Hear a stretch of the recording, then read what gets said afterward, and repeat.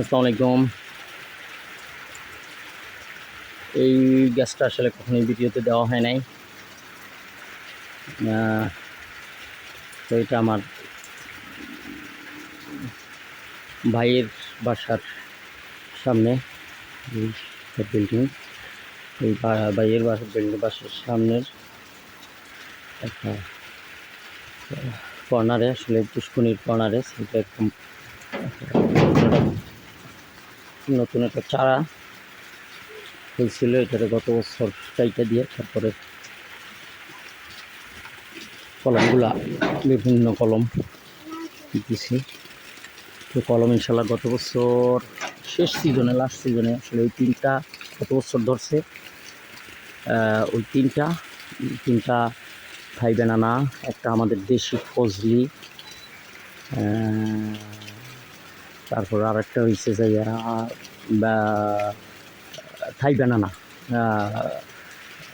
ওটা হলো থাই বেনানা, হ্যাঁ থাই বেনানা এটা সেটা। তারপরে এইটা আসলে এটার নামটা আমার মনে হয়, এটা হলুদ, এই গাছটা লাল, এইরকমেরই লাল থাকে। এটা এই বছর এই দিলাম সেদিন। এই নিচে হইলো যে এটা আর একটা ভালো বীজ, খুব নামটা মনে হয় না। এই আর একটা গাছ আছে, করে এটাও দিছি। এটা হচ্ছে কাটিমন 12 মাসি গাছ আছে। এটা নিচে কাটিমন 12 মাসি। এই একটা, এটা রেড পালমাল, এটাও ধরছে। এই আর নিচে আবার আরেকটা চারা ছিল, এটাও ধরে যাবে ইনশাল্লাহ। একেবারে অবশ্যই ওটা আল্লাহর মতো। তো সবচেয়ে বড় কথা আসলে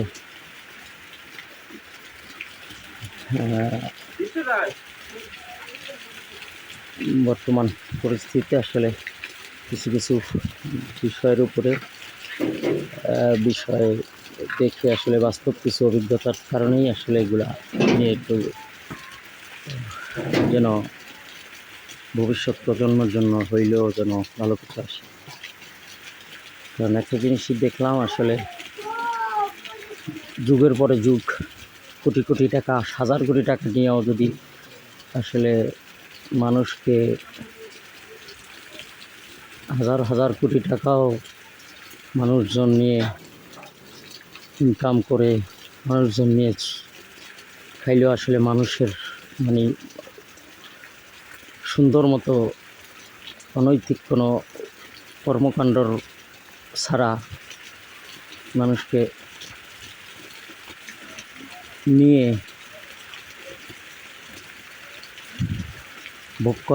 ভোগ করলেও আসলে মানুষ ভোগ করলে মানুষের কাছ থেকে আসলে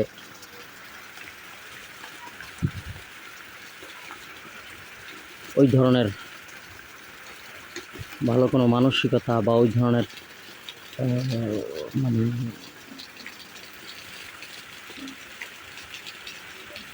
কিছু পাওয়া যায় না।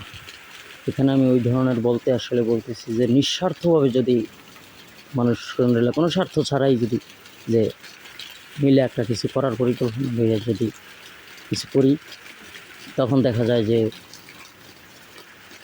তারপর তাদের মন রক্ষা করতে পারা যায় না।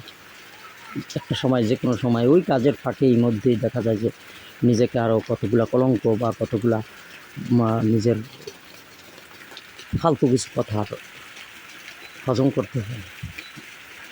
আর এই কারণেই আসলে আমার এই প্রজেক্ট চিন্তা করে সেই ভাবনাই যে না, আসলে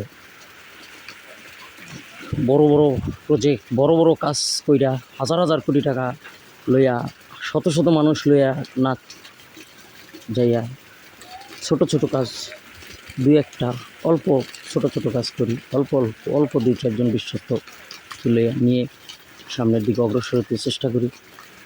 দেখা যায় নিজেরও ছোট হয়তো বা একটু সময় লাগলেও ছোট স্বপ্ন পূরণ করা সম্ভব।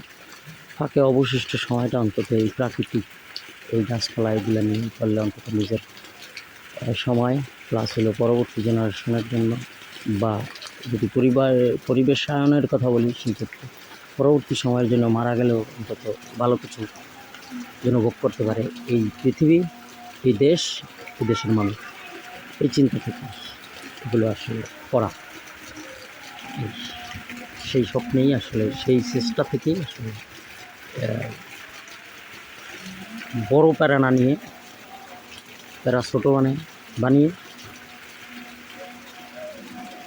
নিজের সময়টুকু একটু অন্যভাবে ব্যয় করা, যাতে মানসিক শান্তি, যাতে নিজের শারীরিক রিল্যাক্স, সব ধরনের প্রশান্তি নিতে, সেই লক্ষ্যেই আসলে একটু ছোটো ছোটো চিন্তা ভাবনা, ছোটো ছোটো।